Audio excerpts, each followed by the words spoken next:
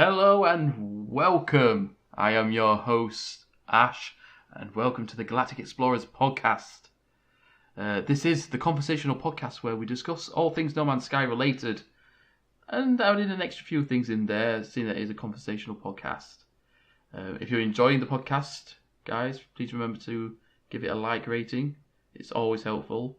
If you have anything to add to the podcast yourselves, comment down below, and if you're feeling it, subscribe to the channel. It always helps us out. We are also on iTunes, so that link is down in the description as well. Make sure you subscribe to us there, or whatever it's called. Is it subscribing? I'm pretty sure it's subscribing. And if you can as well, if you could please leave a review on there, because I haven't got any reviews, but we're doing pretty well as downloads go. So if you could leave a review and a rating on there, that'd be amazing. And also something brand new, guys, to the channel. We have a Discord channel being added, which I've just created yesterday. So the link for that is also down in the description. You're more than welcome to join that, guys. Today I am joined by Jeff. How you doing, sir? Not bad. How are you? I am great, thank you very much. And welcome to the new look game podcast. Sorry. Yes, the whole podcast has got a brand new spanking look to it. Marvelous job, by the way, on those. No, thank you very much. Thank you. I have added music as well to the intro, which you haven't seen yet, have you? So, no, I don't think I have. Yeah, you've just seen the animation, but you haven't seen the actual music. Well, heard the music. No, I remember there was talks of it, but I never got a chance to see what the final thing was. Yeah, so I've got some music for it, so you'll be able to listen to that when this goes up on Tuesday. Be a surprise for me as well. Yes, so yes, with a brand new spanking looking podcast, we're going to have a little bit of a new format to it, which includes maybe just sectioning off the podcast into little bits here and there to give it a little bit more structure, perhaps. Still conversational, but trying to keep it in confines of certain topics, etc., etc. So let's get on to the main point first. Because we've had about 2 weeks off now since our last podcast. A lot happened. For example, update 1.3, also known as Atlas Rises, got released. I think it was last Tuesday. Was it the 2 weeks on Tuesday that the podcast went out? I think it was the Tuesday, wasn't it? And I think so. Yeah, I think you're right. Yeah, and then the Friday, so 3 days later, the update dropped. We had the whole ending of Waking Titan, which was exciting. I'm so glad we don't have to talk about Waking Titan anymore. Oh my god. Tell me about it. It was just so difficult to try and explain it on the podcast. It's just, especially without any visual aids, which will be in this podcast from now on. There will be visual aids on screen for people watching this podcast on YouTube. Unfortunately, people on iTunes, you'll not be able to see that. Sorry. But yes, if you're watching on YouTube, you'll be able to see the pictures, whatever I put up at that moment. If we finish talking about Waking Titan, I gotta ask you a question, at some point about the end of it. Ask away right now. Ask away. Okay. So we all know Waking Titan ended, which I want to give a shout out to Allison Smith because I think they did a fantastic on their end. They did a fantastic job. Yeah, with what they did. I was so engaged, and I was so I couldn't put my phone down, and I couldn't put my tablet down. I was watching, I was so focused. I'm focused on 5 screens and a hamster, and I was sitting by my stuff and watching it. On them, good. I'm so happy they did that, and they did a really good job. It completely reminded me. There was this craze what went around. I don't know if it went around anywhere else in the world, but in the UK, for about 2 months, people were watching this giraffe give birth. What? There was literally, in zoos, now they have live streams of some of the animals, and they've been basically waiting for this giraffe to give birth for about 3 weeks or 4 weeks or something like that. But it was it was this constant thing where it's just one of these things what grips your country where this giraffe still hasn't given birth yet. It's just one of these things that people constantly talk about for some strange reason. But yeah, it reminded me of that, just watching this 5 screens and a hamster. Right. Okay. So, Yeah. I don't even. That's the first I've heard of that. So I mean, like that's it was news like to earlier me. Like, this year. I mean, hopefully the baby giraffe is okay and is healthy and stuff. Like, I hope so. But like, I mean, I've never heard of anybody. Let's put it this way: I wasn't watching a stream. So. Yeah, well, it's head and shoulders above the rest. Oh. Oh, neck jokes. Okay. Wow. But yes, go on. I'm sorry about the end of. Okay. So I need your honest opinion. Like, were you satisfied with the ending? And then, as far as the ending, I mean, like, all we got at the end of the Waking Titan stream was just a picture of the portal. I'm not gonna lie, because of all these, this whole Waking Titan experience has been on American time, hasn't it? Yeah, pretty much. So everything that's happened has been pretty much to American time scheduling. So every time something has happened, well, Alistair Smith is on East Coast time. So it's still like 4 or 5 hours behind, isn't it? 4 or 5 hours behind. Well, they're on East Coast. They're in Canada. They're on my time. My time's like my timeline. My time zone. For me, that's 5 hours behind, and they're usually happening around 2 o'clock in the morning for me. Yeah. So that's 10 o'clock at night or something like that. Depending when it happens, it's usually like, I mean, as a full-time parent, I'm entitled to go to bed early, and you know, of course. So, 10 o'clock at night doesn't seem late, but when you've got 3 kids and you're running around after them, it's tiring. So yeah, like whenever this stuff happens, it tends to be like 2 o'clock, 3 o'clock in the morning. So I don't hear about it till the next day, and then literally like, because what date did it end on? The Thursday or the Wednesday? Man, I don't know exactly when it ended. So it ended like maybe like the day after or the same day that I released the last episode of the podcast. So and then everyone was like, "Oh, it's ended," and then I kept getting constant feed things of like Sean Murray's come back onto Twitter and everything like that, and so I kind of lost what happened at the very end of the whole Waking Titan thing. I think it ended on a Monday, which was the 7th, because the very next day we got that. The email from basically Sean Murray saying that the whole process was complete and I remember that. Yeah, because we were waiting, weren't we? It said within the next 24 hours. Yeah, we were waiting because like the ending was so anticlimactic, kind of. Yeah. See, I think that's what I think I miss. I miss the actual ending, like the proper ending where the picture came up on the screen. And then, because all I woke up to in the morning was this email from Sean Murray, or what? Not the email from Sean Murray, but the memo, which had a SM, and then it said, obviously, Sean Murray would get back to us within 24 hours, or whatever. Did you happen to watch the stream? What at all? No, did you? I'm sure it's posted somewhere, but did you happen to watch like the whole ending and the revealing of the prediction logs and stuff? Oh wait, dude. I saw the bit where I rewatched the bits where he pulls out the predictions. Dude, I don't know. Okay, I'm not gonna say that what they did was real. There's obviously a smoke and mirrors thing. Maybe they looped a piece of the video so it seemed like it whatever. But dude, they put those things in that box like days like when it first started, and the stuff they predicted was 100% accurate. Yeah. Like they predicted the opening and closing of the NASDAQ on that day, and I actually checked it that night when they revealed it. It was down to the decimal point right. That's crazy. How in the world did they do that? Because that video was live 24 hours. So I mean, it had to be something where they looped it somehow and they just did it seamlessly, or I don't know. I was totally blown away by that part, dude. As this was building, I didn't actually watch the video. I saw like the pictures of him like holding up the predictions and stuff. So did you know when like during the rest of the streams when he's walked in front of the camera and he was putting stuff in? Did he actually do that again then? So, what do you mean? So when he came to opening up the case, yeah, he kind of came in and just kind of. I don't honestly know what exactly he did when he first came in, but they had problems. Like you could see him like as he's going to open the case, like he pulled the sleeves up, so it didn't seem like there was anything sliding out of his sleeve into the box, and he actually lifted the box up and everything, and like he started flipping through the cards, but what happened was the camera couldn't focus. So, and they started, like, you could tell that they were starting to panic.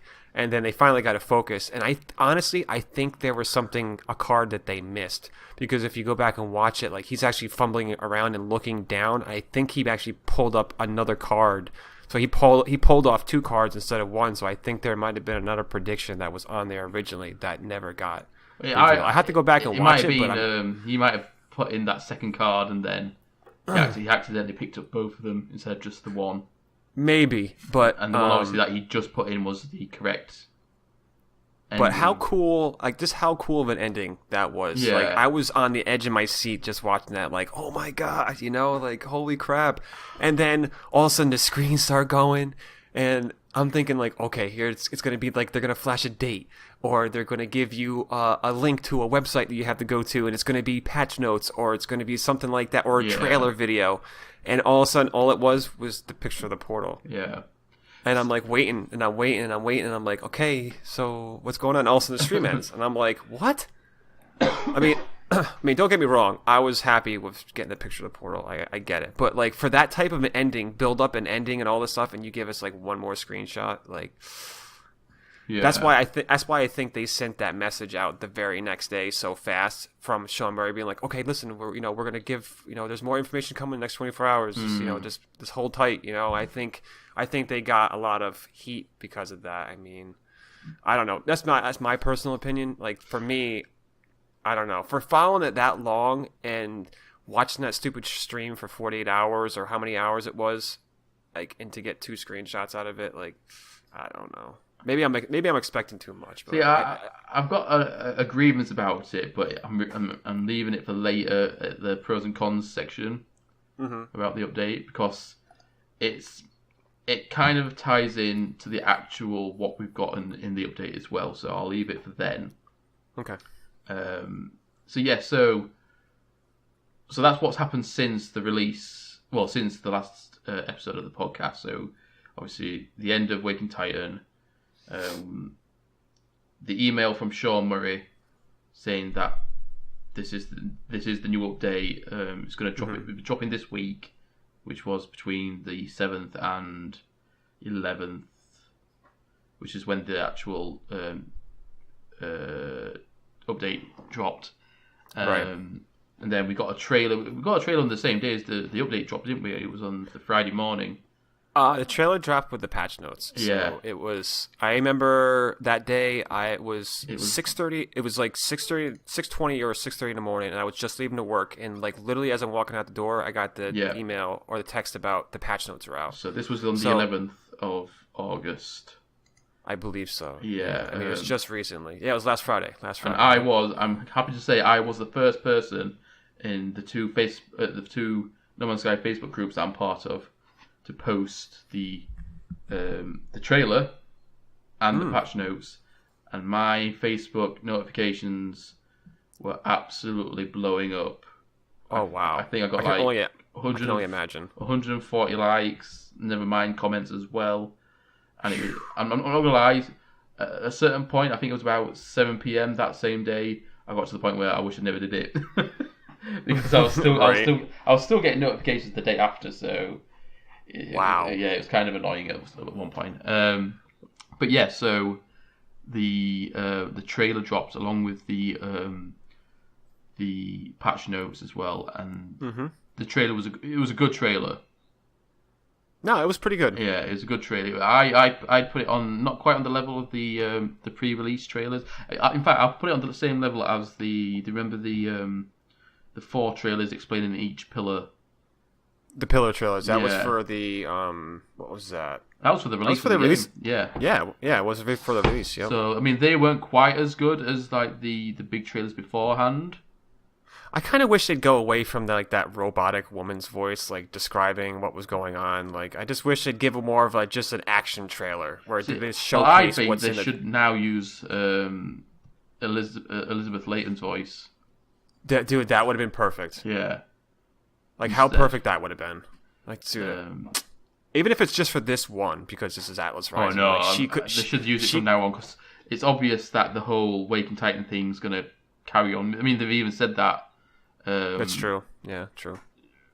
it's not going to be the last time that we hear from. Man, how could they not think about that? Yeah. Like, that's such a good idea, man. Or maybe that is her voice, the robotic woman's voice, but it's just obviously it's the simulation's interpretation of her voice. Oh man, I guess that's true. I guess, but they used it for the Pathfinder, I think, and Foundation though too. Well, it's been all the update videos because of obviously the backlash of what happened with the release of the game. They replaced any human. Anyone related to Hello Games with obviously like this robotic woman's voice, right? During the trailers, but yeah. So, and then the update dropped maybe about an hour after the trailer came out. Mm-hmm. So, and then everyone was just playing it and uploading pictures and everything. I literally went to work, and like by the time I got to work, I was messaging you, weren't I? Yeah, and I just was like, dude, I suck so bad. Like I left work like early just because of it, because I wanted to go home and play.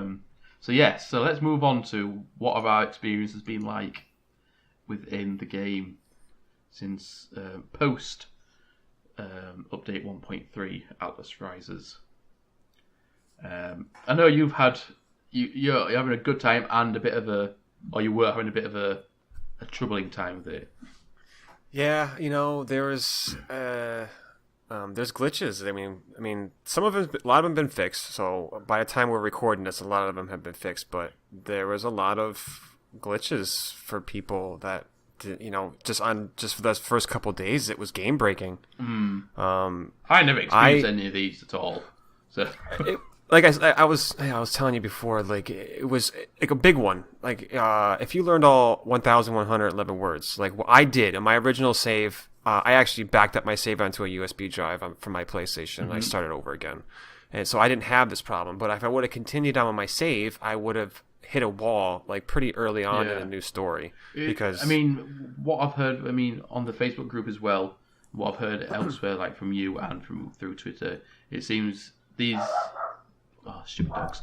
These bugs and glitches and things have been mainly only affecting people who've continued their save before the update.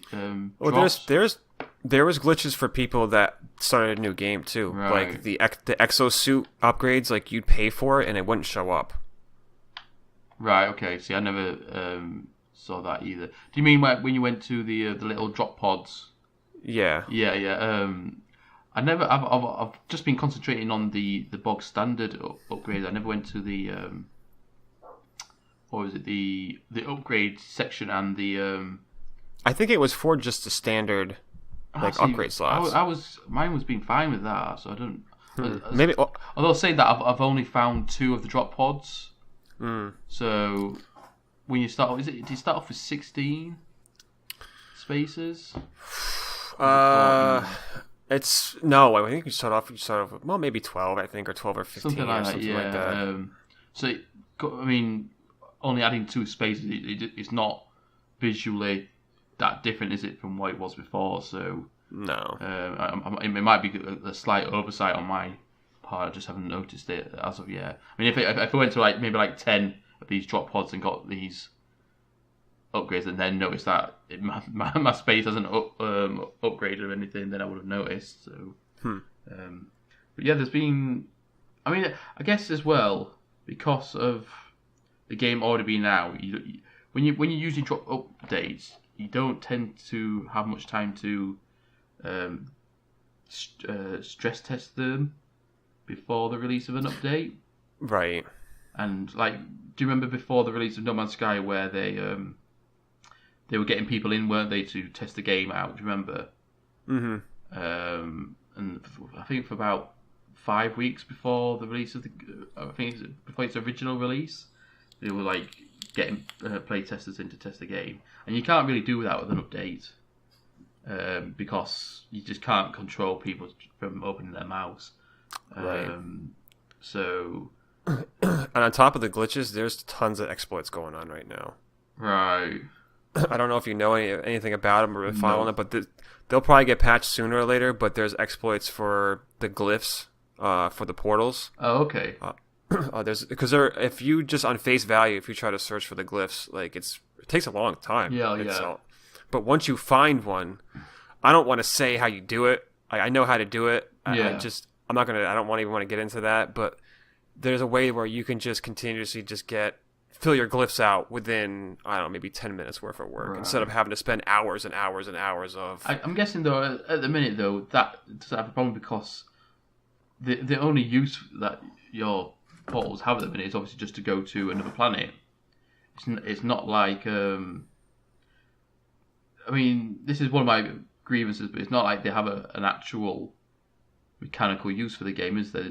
You don't need to be able to use these portals for anything. That's not necessarily true, man. Like, people have already figured out how to go through a portal and to how to call their ship to their new planet. So just think of an idea if, like, you have the coordinates. Well, I mean, it doesn't like make the game go forward, like the story or something, or at least not the story, but your progression. Like, you could literally start on the outside edge of a galaxy, and if you know the coordinates for a planet right near the center, I suppose, you can pretty much just jump galaxy to galaxy to galaxy. Yeah. Like, just, like, that's game breaking, kind of. Like, someone can just go through every single one if they have the glyphs. Like, there is a couple other different things that you can do with just the portals and what you can kind of exploit out of it. Well, I mean, it's not like a central part of the game. It's not like where the portals are the only way that you can go from system to system. No. So at the minute they're just kind of like a glorified black hole. It's basically a telephone, and the glyphs you find, and people post glyphs online, like of their home planet. Mm-hmm. Those are like telephone numbers, so you could literally dial in whatever, not only just what system you go to, but you can dial in what planet in that system that you go to. So like, it's I mean, for meeting people up with people, it's awesome. Yeah, sure. It's basically like a group chat, isn't it, on PlayStation or whatever? Yeah, you'll be in, I think it's up to 16 people, and as long as you're within a certain area of somebody, you'll have the group chat. It will just come across. Almost like Journey. I think it's a lot like Journey. Yeah, but... well, I think that's one of the examples they gave prior to the release of the game, that they wanted them, whatever form of multiplayer they had in the game would be more like, I think they mentioned Journey as well. So. Mm-hmm. Oh, yeah, they did. That was said a couple times. So Dark Souls and Journey. Those are. Have you met up with anyone yet on? No, actually, I haven't. I've been like really just busy because I restarted, so I'm trying to get myself built back up, and so I've been trying to get my farms going so I can make money and do this and that. I haven't even found a base yet. If I really wanted to, you could easily find somebody. For sure. If you go into creative mode, all the glyphs are unlocked. So if you just wanted to go and just have that experience of meeting somebody, exactly. Just find a portal on creative mode, and you can go right to that person and meet up or whatever. I haven't done that yet. I'd rather do it like real instead of doing it in creative. Can you imagine how difficult it would be to do the glitches in survivor mode or the permadeath mode? Man. I don't even want to even think about that. Yeah. Okay, so apart from obviously your negative experiences with the glitches, what have been the positives for you? Like the good experiences? The story, the stories. I haven't finished the new Atlas Rising story yet, but I'm good. I'm probably about halfway through, if not a little bit more. Yeah, and I think it's phenomenal. The story is great.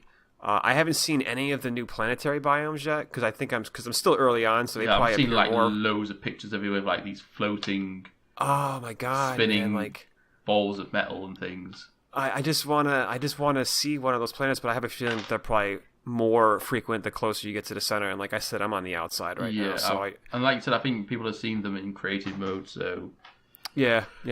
The story's great. The planet look a lot better. That they upped their detail on the terrain detail up a lot. Yeah. When I've been on like barren planets, and you can see like the floor cracking. Yes. Those kind of textures and things, and even the plants are more. There's more variety of plants together. So like before, you'd get like just fields and fields of just grass. And then around the edges, maybe the same plants, Mm-hmm. But now you'll have like groups together, plants of different types. So you get like a tree and then like a bushes like surrounding the edges of the trees and stuff. The grass looks so realistic now. This looks so good. They did such a good job on this update. Like, take all the glitches and all the kind of crap, put that out aside, and like just what they did visually and just story wise and how much they added to it. Like, they did such a good job with it, man. Like, I'm so surprised that they were able to do it. Oh, and the like the little things you got to do when you open up the cases and stuff, where you got to repair locking mechanisms or remove scrap metal off the locking mechanisms and stuff. That was the repairing thing is cool.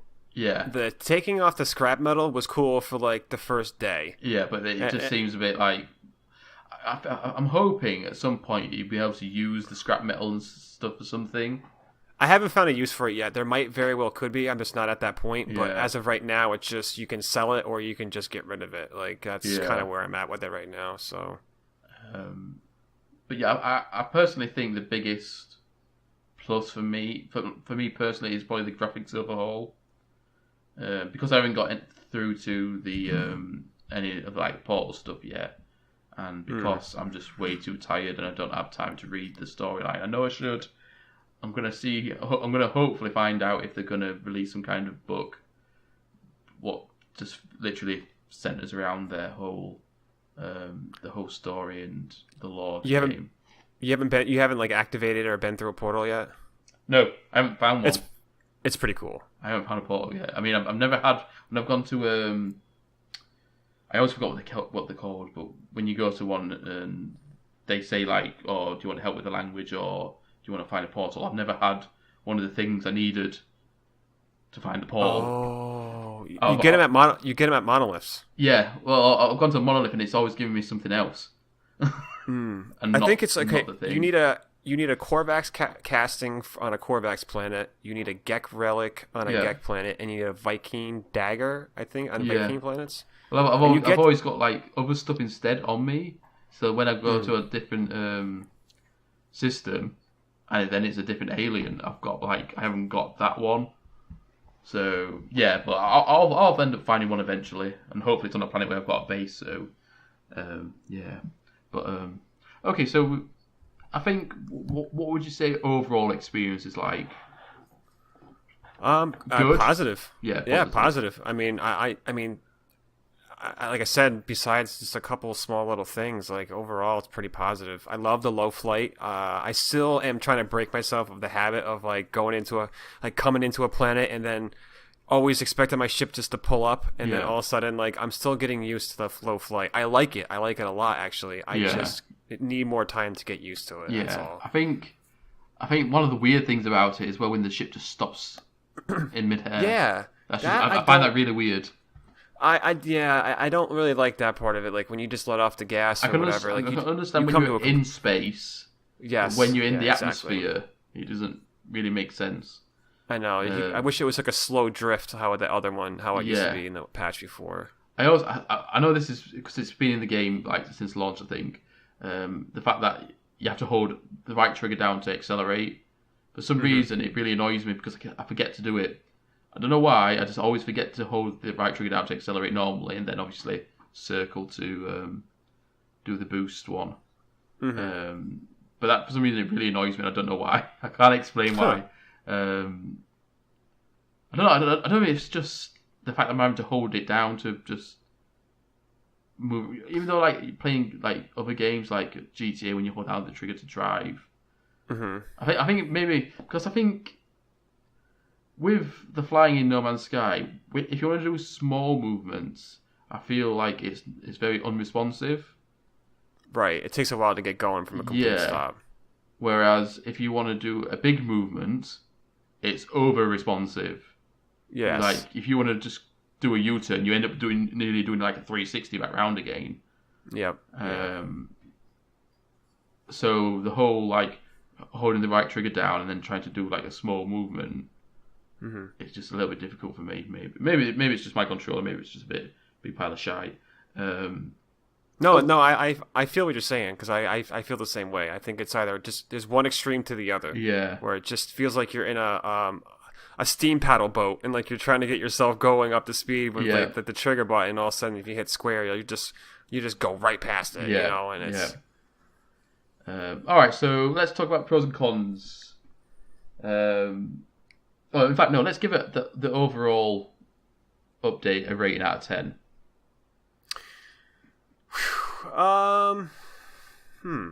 That's a good question. I would say this is like a solid 8. Okay. And like that's me being a little bit critical just because of the shakiness with the bugs and if some of the bugs weren't game breaking, I probably would have gave it a higher rating. Yeah. But the story, I mean, some of the things were game breaking. People that actually spent the time and learned everything, like they were forced to stop the story. Yeah. And there was this other little things where that kind of like sucks. Like like I can only imagine if like one of like the major reviewers like IGN or Game Informer or something like that, if they had a copy or they actually did their own personal copy and they had all the words learned and then all of a sudden they were doing a review for the update and then they had that happen to them, they would have killed it in their review. Yeah. Like that would have been sure. front and center, like one of the big bad topics they would talk about, so that was, I mean, that kind of stuff. But the good thing about that is that they fixed it relatively quick. I mean, we're here a week later, and they've already put out 2 bug fix patches already, and they're working on another one right now. Yeah, so which should be coming out tomorrow, probably. Hopefully, maybe hopefully tonight, tomorrow, sometime this weekend. I mean, so their response time is way better than it was for the other ones. But as well, the positive community, like the obviously the community of No Man's Sky who've been playing it since release, is such a helpful community where they'll go and report these bugs to Hello Games and stuff. So it's thankful to the community as well that these patches get released so quickly. Oh, there was a huge thread on Reddit. I mean, everybody was posting all their issues with the bugs and stuff like that. So they had a really good place to go to if they wanted everything all in one. Yeah. I'm going to give it a 7.5. And I'll go into the pros and cons section, which is next. Okay. So, why don't you start that? I want to hear your pros and cons first. Okay, I'll start off with the pros because the pros are, you don't really need to talk about the pros that much. It's the cons that people want to hear, isn't it? So if we start off with the pros, so the pros graphics pack, great, like the upgrade for the graphics. A lot more detail. Some of the planets we're seeing now are just like mind-boggling. Oh yeah, definitely. Yeah, obviously unlocking the portals as well. That's a pro. Although I'll get onto the negative part about that because they could have done so much more to it. Dynamic trading as well. So obviously, whatever you're trading in within the game, it gets affected. Right. It affects the prices of other things and stuff like that. Getting into multiplayer, although it's not obviously what some people have been wanting, it's a sure sign that they are working on it. They could have just said that they're working on it and then not shown anything at all until the overall finished product is ready, but they're obviously giving people a glimpse into what they're going to be working with. Story mode was like a story for people who are interested, or extra lore and things. That is definitely a positive. Sorry about that. So I think there are my main positives. Now, my negatives is the fact that they still haven't made NPCs movable. And they could have done so much more with the portals. Yeah. I think my angle with the fact that it's going to be an invasion and these aliens are going to come through, that ship was the perfect shape to come through the portal. Yeah, it did seem that way, didn't it? And the portal could have opened up, and then these ships would have come through them, and it would have been some kind of a returning alien instead of just. How does the story mode go? There's a signal isn't there, what you find when you're flying through space, and you react to it, and that starts like the. I want to say that the name's Domino, but it's not Domino, is it? For what? For what? The guy? Yeah, Is that fine? Artemis? Yeah, Artemis. I don't know why did they Domino? I've got pizza on the mind. So yeah, it's kind of like it's just kind of like an expansion pack. So like when you're playing Skyrim and you get a new expansion pack installed onto the game, and it just comes up in your mission log saying blah blah blah blah blah. There's no like actual event that occurs to start the missions, where that's pretty much seems like what happens with this new story. What's been added? Like you don't seem to get to a certain point in the original kind of lore or whatever, and then it happens. Whereas what they could have done is if you went up to if you managed to find a portal, activated it, and then a ship came out, and then you got a signal, that would have made more sense to me. Yeah, I see what you're saying. And that's where the whole static NPCs annoys me. You know, I think the worst part of the static NPCs is when you go to the little spaceports on the planets. Like the trading outpost ones, the ones with like the six or seven docking spaces. Right. And then there's chairs everywhere. I know, right? But then there's the aliens on their own little individual chairs what don't seem like they're in place at all. Yeah, it's a little weird. I mean, they don't have to be wandering around everywhere, just like, just moving from maybe one place to another place, maybe a couple of meters away and then back again or something like that. I don't understand why it's so hard for them just to make them walk around. Yeah, I mean, they have ships flying in the air above you while you're doing your thing, and they can't make them just wandering around like that. Like, I don't get it. And it really takes that immersion for me because it just seems like everyone's just unable of moving. Yeah, I'm completely. I just don't understand why they didn't do that. Like, here's an opportunity. Like, you could change it right now. Here, just do all the stuff. Like, even if you make them so they can't leave that little square that they're in, like, just let them walk around. Well, like I said, even if they're just moving around, maybe within a certain, a certain radius, just something so they look more animated than stationary. I mean, that's just my major con. I mean, I haven't really experienced any of these glitches. I mean, they could have made it so they had a different tablet they were looking at this time. Like, they're still like looking at the same to them. Yeah, I mean, they could have done so much different. Yeah, maybe some new animations to them, just instead of the usual animations. But anyway, that's my main con of the whole thing. What about you? What about your pros and cons? My pros, obviously, I love lore. So the way that they integrated the ARG with the new game story of the game. Mm-hmm. Do you reckon they should reduce the length of if they do another ARG for the next update? Yeah, don't string us along for another 2.5, 3 months old games. Don't do that to us, man. Especially when the last two phases of that ARG took 4 weeks in total.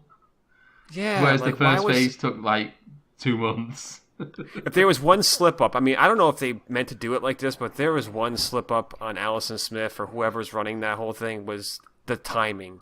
Like, it just was not proportional. Like, here you have like a month where you just get dribs and drabs, and all of a sudden, like, it's a firestorm for the past 3 weeks. You know, it's like, I don't know. I mean, I get it. After that New York drop, it just went full steam ahead, didn't it? Yeah, pretty much.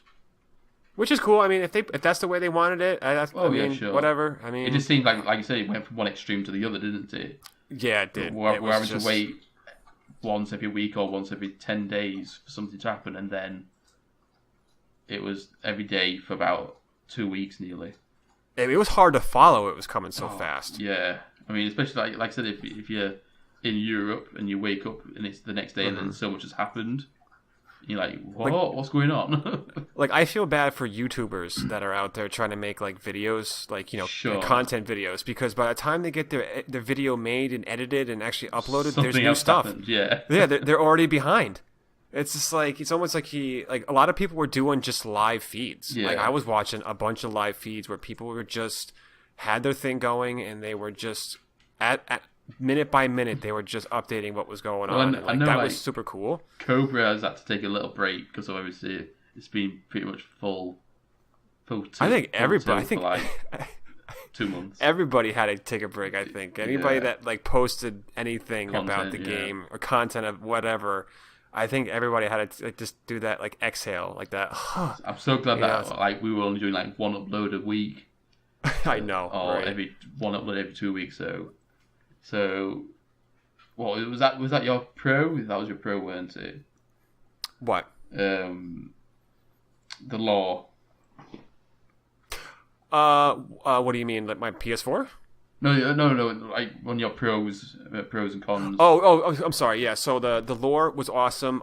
The graphics, the planets, the way that they looked was way better. Let's see. The new scanning is awesome. Yeah.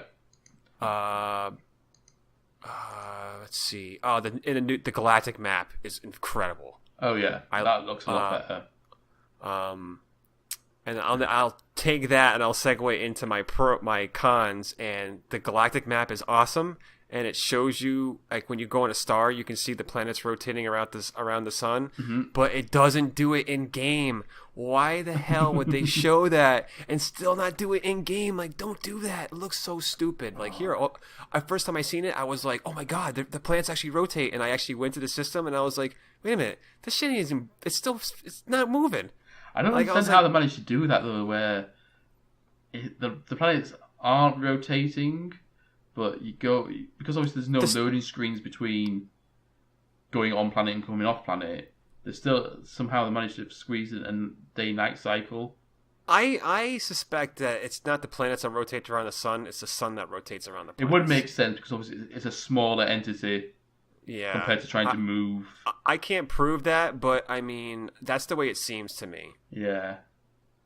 But, well, I don't know. Because when you're in photo mode, you can point that sun in any direction. Oh, yeah, exactly. So it's probably easier for them just to rotate the sun around the planets than the planets around the sun. Yeah. Maybe. I don't know. Let's see, whatever. Obviously, another con is just the rocky start with the glitches.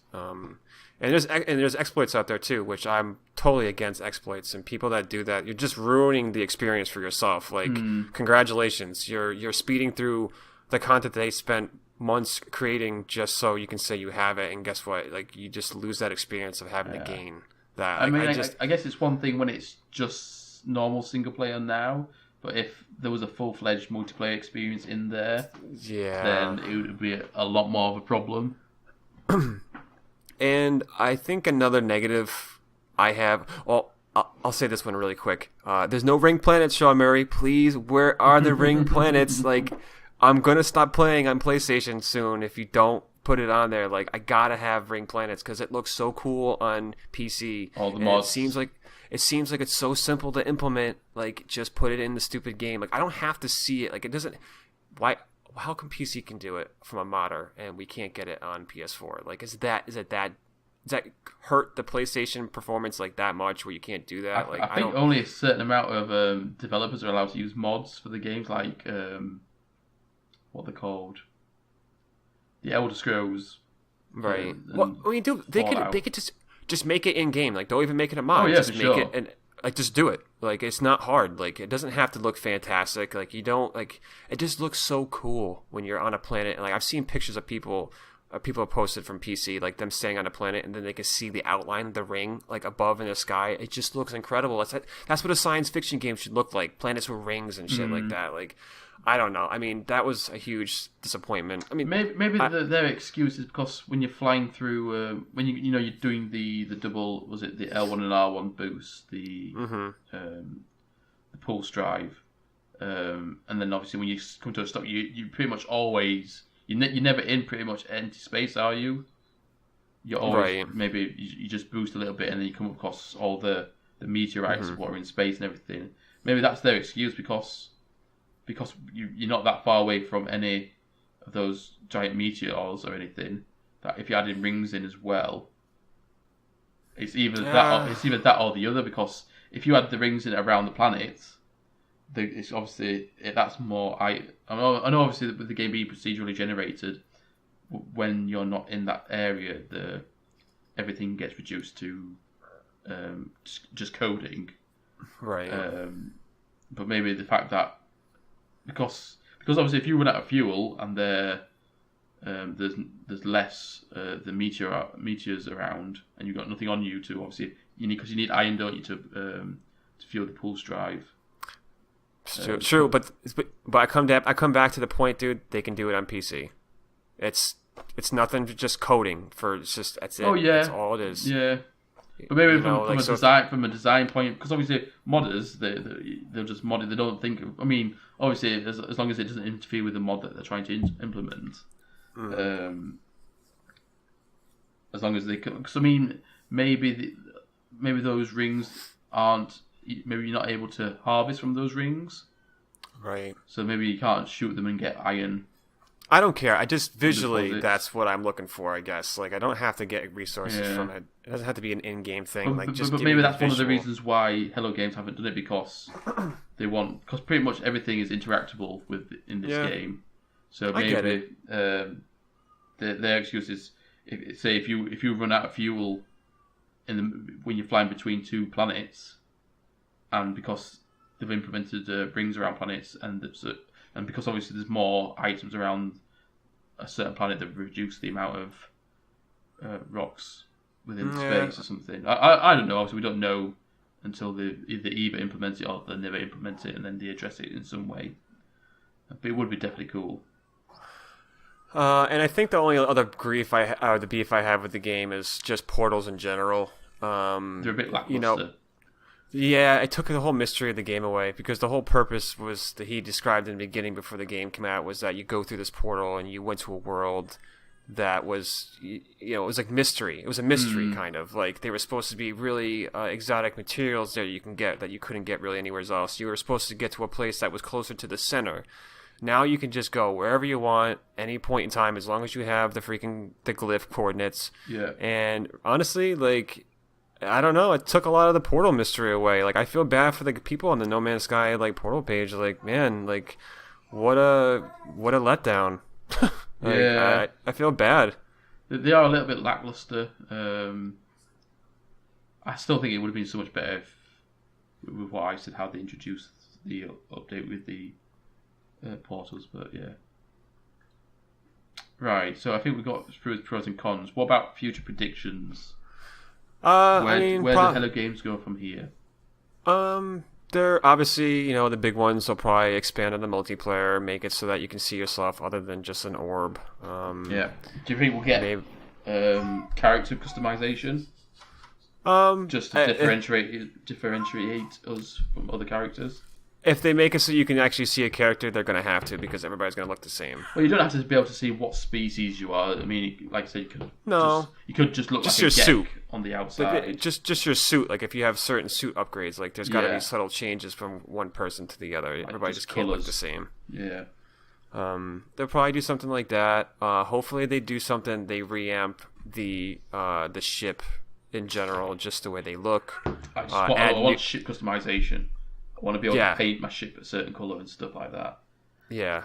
I hope they added new multi-tools. I hoop that's something that they go and they left that out kind of. I mean, there's no new multi-tool. There's new ships, there's new class ships or whatever, but there's no new multi-tools. I would have thought didn't they add them in the last update? No, they just added classes. They didn't add any really new like. What about the weird looking ones, like the alien ones? Those have been in since launch. Have they? I thought they went in after the first update. Oh. Maybe after the first update. So maybe that's why. Then maybe they added them in that one. In the last update, they added the vehicles, didn't they? Yeah. And then in this one, they've added new ships. Right. And maybe they'll work on that cycle. So maybe the next update will be more. weapons and then vehicles. They'll probably maybe they'll add on to like the story a little bit or Yeah. whatever. This I think now is basically I think they're going to polish a lot of things that they added into this. I think they're just going to tie a couple loose ends up and then they're going to polish it up. And I think Do you think that's they'll be good for a big while. content updates then, apart from multiplayer? You know what? I think that's it. I think this is going to be. I mean, unless they start up the ARG again, like they hinted at, and they do something like later down the road. But I think I think it's pretty safe to say for the next 6 months, I think it's going to be pretty mild as far as what we get for updates. You know, maybe after the 6-month mark, they might like drop something a little bit bigger. But I picture like a Pathfinder update or a Foundation. Well, Foundation was actually pretty big, but like Pathfinder was Just relatively vehicles, really, wasn't it? The class distribution of the things, like just little additions. It wasn't really anything major, so that's what I expect. For the next 6 months. Like I said. Yeah, I agree. And NPCs moving and rings around planets. Oh, please! I've been saying that for over a year now. I'm starting. I mean, if they don't do it soon, I'm starting to believe that it might not ever happen. I mean, they have them in Elite Dangerous, rings around planets, but then they don't have like I said, they don't have loads of. Yeah, and guess what? Least Dangerous, they also have the planetary rotation too. So Yeah, but that's only one galaxy though as well. That's true. So that's fine. I mean, I'm cool with that. I've never left the first one, and I played it for over a year. Plus So their planet, some of their planets, like all their planets are like barren planets, not right. Like, That's lame. yeah. So, but Elite Dangerous is more of a simulation rather than, which is kind of funny because obviously the whole thing about No Man's Sky is supposedly a simulation, but like it's Elite Dangerous is an actual space simulation. But that doesn't mean anything though, because they're going off of what we found in our own solar system. Like we're just one solar system. Oh yeah, out of for sure. How do you know that there's not solar systems out there that are just completely full of life and trees? And like we don't know that yet. So they're just assuming that everything looks barren. They're not basing it off of like fact or anything like that. Or they're basing it off fact that we know of. Yeah, facts that we know of in Current our small little pinhead of a drop. Plus, as well, you've got to admit they're not NASA or anything, are they? So no. Governments are always hiding stuff from us. So that's why I like No Man's Sky so much. Like everybody's like, oh, it's cartoonish. I was like, but how do you know? Yeah. Like, no one knows what other planet surface is. Like no one knows that. Like in the different solar systems and stuff. Like how do you? We don't have any proof of for or against that. It's imaginative. I like to see No Man's Sky as imaginative. Right. So that's our future predictions. Because I asked you earlier about a topic, to think about a topic to bring to the show. What is your topic for this week? Mine, I kind of split up into like two smaller like little topics. This things I want to talk about just really, really quick. One is just the turnaround in general of the player base and the general public's eye towards the game. And one thing that really hit me pretty hard, it was just the other day. I just was searching No Man's Sky videos, and I don't know if you know who this guy is. If you ever watch Twitch, he does a lot of Destiny streams. He's like Professor Broman or something like that. Okay. He's a big-time streamer, and he's a big-time Destiny streamer. And I'm pretty sure when the game first came out, he was not really feeling the game whatsoever. Did he shit all over it? No, he didn't.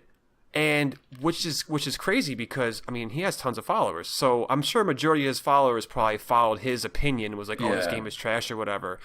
And in his review, he was really complimentary of the game. Is this the new update review? Or Yes, yeah, of Atlas Rising. And he was really into it. Like, he was like, wow, he's like, this is actually structured now, and this actually feels like an actual game. Oh, like, this is actually fun. And for me, to hear someone like that was probably on that bandwagon of, No Man's Lie, he was probably one of those guys at first, maybe. Yeah. Or, I don't know for a fact, but I'm making an assumption based off of just him in general. Yeah. Like, watching him before and stuff. Right, and for him to come out and make that kind of video, like, I was really surprised. And when you started reading the comments in the comment section, like people started trying to go in on that crap, like, oh, this game is garbage or whatever, and then the majority of people like were just defending the game instead of going along with it. Was the minority of people now that were trying to crap on the game, and it was the majority of people that were actually putting positive comments. So, I mean, for me, for that guy, for him being a huge streamer like he is and actually come out and make a video like that, knowing the past heat that people get for showing any kind of like love for the game and how they get crapped on, like for him to do that, like that was really eye-opening. And like that's to me, that's a pretty good barometer of how the game is right now. And I think overall, I think that's how people feel. I think a lot of people that maybe played it early on and dropped it because all the problems, what was missing. I think a lot of people are coming back and being like, wow, this is actually pretty good now. Yeah. I mean, I can tell with my friends on my PSN that there were people that played the game originally at launch and they never touched it after that. And those people are still playing it to this day after the new update.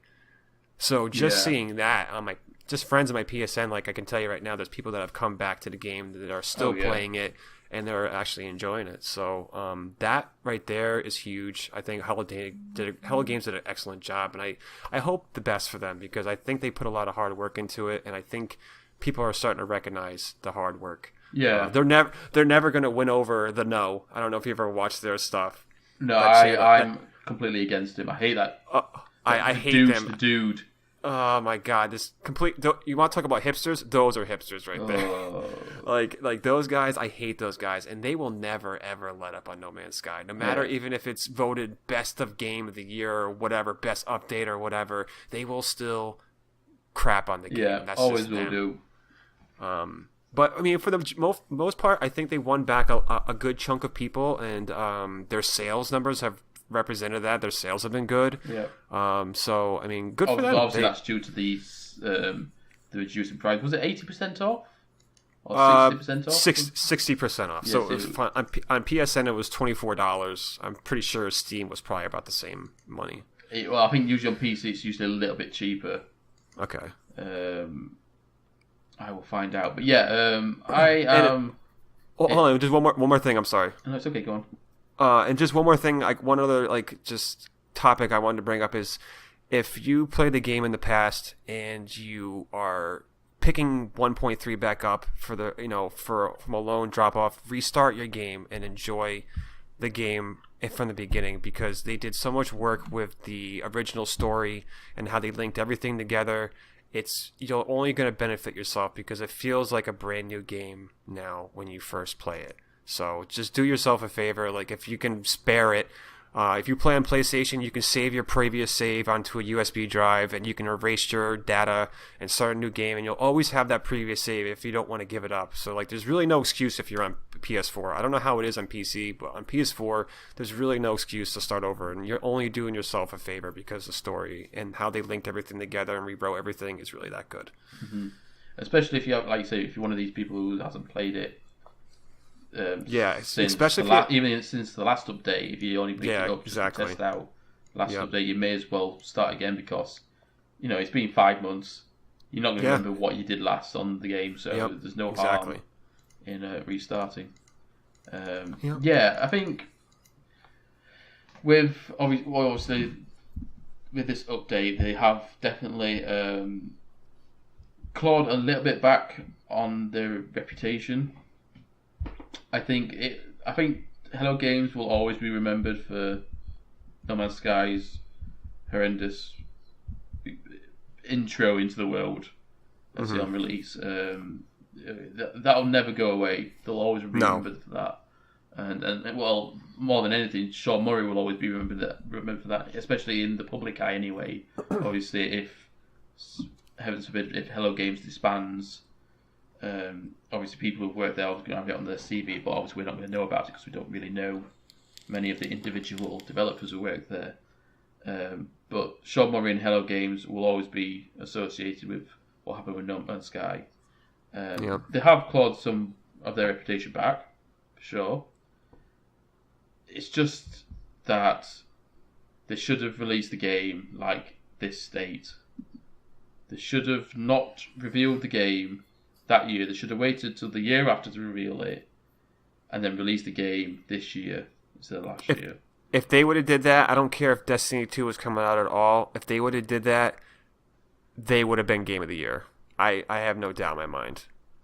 I just don't. I believe if people just take all that negative No Man's Lie crap out of your mind, take everything that was out up until this past year. If they would have dropped the game last Friday for the very first time, there's so much stuff there that people would have been in love with it, and they could have gone to that famous wrist on Reddit, and about the only thing they'd be able to say is that there's no planets with rings and there's no giant sandworms. That's it. That's all they would have been able to come up against, and that's nothing.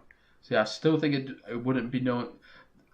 See, when I think of games of the year, I think of this very small section between niche game and like good selling games, because Call of Duty is never going to win Game of the Year because it's just the same crap every year, but it's the biggest selling game of the year.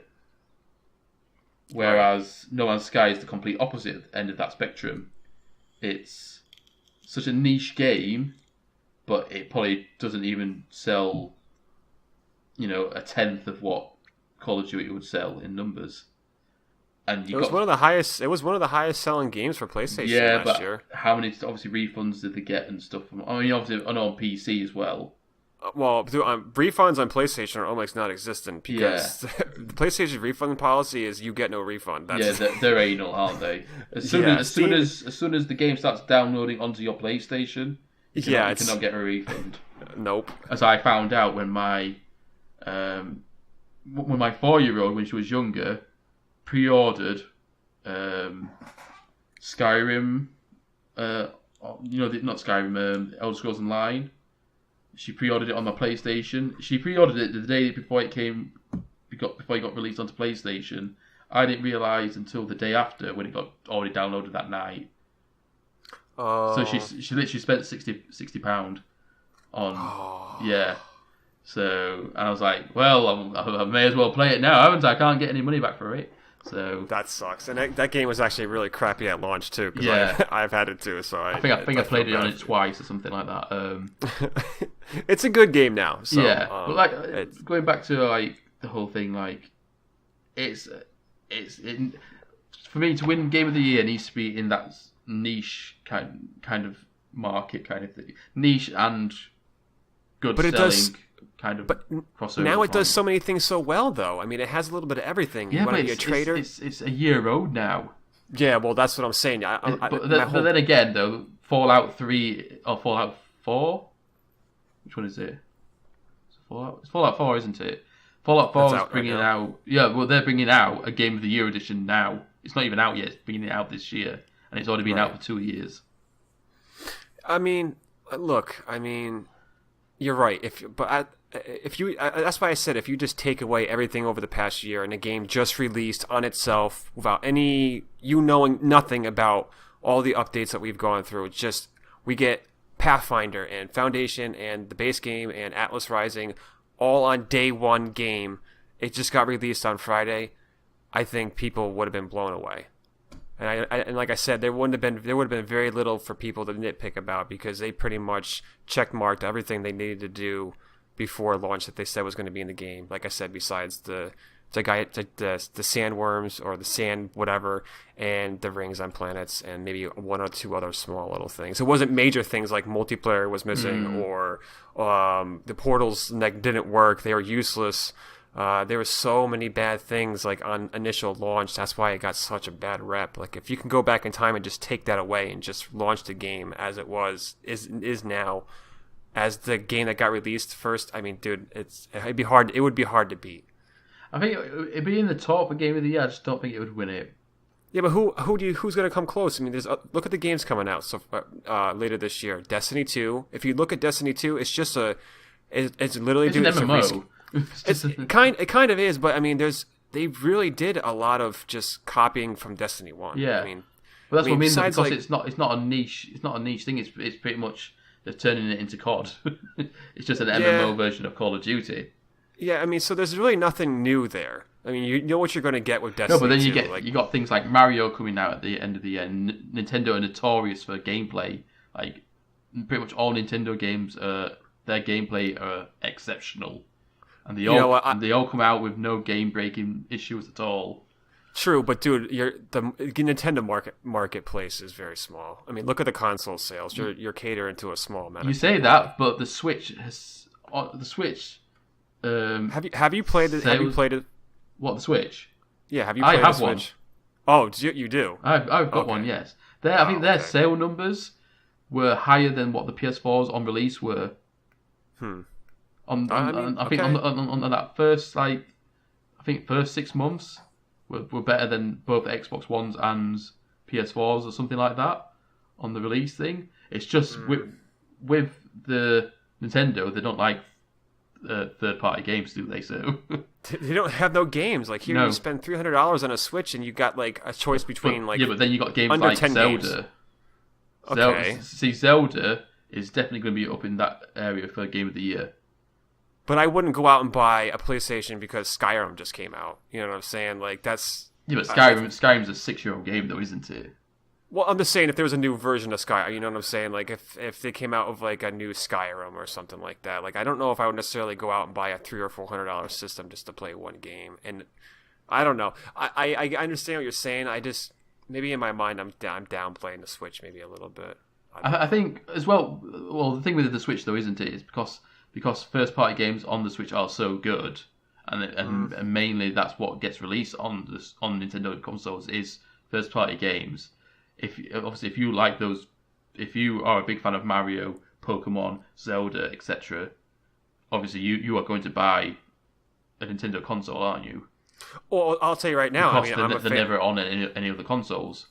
I am a fan of Zelda, and I have been known to play a little Pokemon, and I love Mario, but I don't have a Switch. So, I mean, it's not like those 3 games aren't enough for me to go out and buy a Switch, maybe. Yeah. Like, because there's no other games. Like, I want to. So they say, oh, it's so mobile and you can take it anywhere. Well, that's cool. Like, I want to take my other games with me. Like, why can't I have?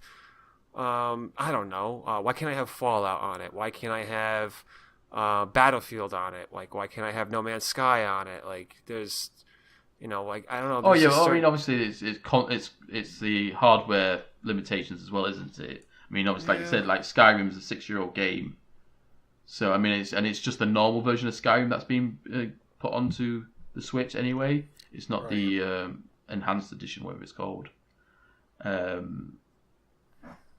But anyway, going back to like Game of the Year speculation, it would definitely be on the list if it came out in this current state. I just think the only letdown it would have would be content what's within the game. Like a lot of these missions that they've added into the new mission system, which was one thing we haven't actually talked about, is the mission systems, which is great. Yeah, a lot of them are returning missions, aren't they? Where you go and pick something up and return it. Yeah, I mean that's true. But what that does is that it gets you around exploring. So you might have gone to a planet that you maybe wouldn't necessarily have gone to, or something like that. So it gets you out and moving around, so you can explore. The game is about exploring. Yeah. So I mean, it just puts you in that situation to explore. But a lot of the stuff that you do find, I mean, obviously apart from like the ecological, I can't remember what the word is, but like what the planets look like. Are quite individual. It's other stuff like buildings. A lot of the buildings look exactly the same. They didn't update any of the buildings. No. That was kind of a bummer.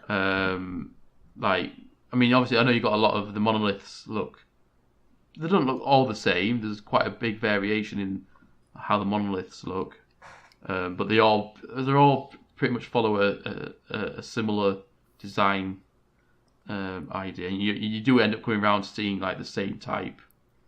Like there's only one type of transmission tower per race. Yeah. There's only one type of observation tower. There's only one type of trading post. Yeah. Like they could have added so much more. See, that's what I think is the downfall of No Man's Sky. Okay, no, I get it. I mean, all the other stuff, like obviously they've added cars, obviously that's content and stuff. But I mean, like content as in what you are exploring. It's like, like new animals, like a lot of I mean, not a lot of the animals are the same, but there's bits of them what look the same, but it's stuff like what's the word? It's individual. it's individuality kind of stuff. So stuff what doesn't look the same at all. Like you go to a planet and you've seen these new planets where they're like mechanical planets, aren't they? Where they've got these floating stuff, and that's amazing to see. And I just think about what would have come out this year, and like Destiny 2. Yeah, for sure. Gran Turismo is going to come out later this year. The new Call of Duty is going to come out later this year. I'm sure I'm probably missing one other big one. That's the thing, though. Gran Turismo will never win Game of the Year either because it's a racing game. Yeah, exactly. I mean, obviously Gran Turismo is going to get compared to Forza. I mean, it's probably going to be a better game than Forza because Forza is pretty much nearly every year now. It's nearly annualized. It better be better than Forza, man. Because if not, that series is done. Because they took so long to come out with Gran Turismo for PS4 that if they don't nail it, they might as well pack it up, man. Yeah, I mean another thing as well. I saw on the trailer for it that it's supposed to be a simulation, and it's pretty much aimed at online driving now, isn't it? The new Gran Turismo. So that's another downside of it because Gran Turismo was just great for playing offline as well. Right, I'm sure there'll be an offline mode. But that's what I mean, though. It's never going to win it because it's a driving game. Yeah, and it's pretty much anyone who owns a PS4 anyone who's on a PlayStation console always bought Gran Turismo because it was such a good game. But at the end of the day, it was still just a driving game. Maybe 20 years ago, 15 years ago, it would have won Game of the Year. But well, that's what I'm saying though. Like No Man's Sky caters to a bit different audience. You know, it has like the space battles, it has exploration, it has like if you want to do trading, and it has like the lore. So if you like the story, it's got a lot of good things. If you're saying it like that though, Elite Dangerous has been out for the past 3 years, and it has had all that content. No, that's very true. And that hasn't won Game of the Year. Yeah, it's been obviously in early access. So technically, it's not a finished game. Well, it just came out for consoles just this year or two, it's been on Xbox for a little bit, but for PlayStation, it just came out years. So I mean, it hasn't even been out long enough on consoles to really. It's a PC game that got ported for consoles, basically. But that's what I mean, though. I mean, if No Man's Sky was going to win it, surely Elite Dangerous would have won it first. I mean, obviously, from a visual standpoint, they're very different looking games. But when you list what you can do in each of the games, it's very, very similar, apart from obviously getting out on foot and exploring. Right. That kind of stuff. But obviously what you can do, like you said, like the trading, bounty hunting, etc., etc., etc. Right. But yeah, right. So we've got past that point because I think we're going to go off on a tangent because we want to. Yeah, exactly. Of an hour. Sorry. I'm sorry. No, it's completely okay. What I want to hear from you guys is if next week, if you want to suggest a topic yourselves, put it into the comments section down below, or drop it in the Discord chat. So I'll be keeping an eye. I'll be interacting with people on there. So make sure you come say hello. Remember, it's in the comment section down below. Let me see if I have the Discord on my phone too. Okay. I just want to spend a second here just to mention Joe, who was the co-host on last week. He was going to be joining us today, but unfortunately he's had some bad news of family grievance. We want to send out our love and support to him right now. Definitely. In these hard times. So a big massive shout out to you and your family, Joe. Yeah, hope all goes well, my friend. Indeed. We're thinking about you, sir. So, this has been the Galactic Explorers Podcast. This has been episode, I want to say 28. 28 or 29, I can't remember. I will find out in the second. So this has been the Galactic Explorers Podcast, guys. Thank you so much for listening and supporting us. Remember, if you have enjoyed the podcast, please leave a like rating. Comment possibly on a topic for next week.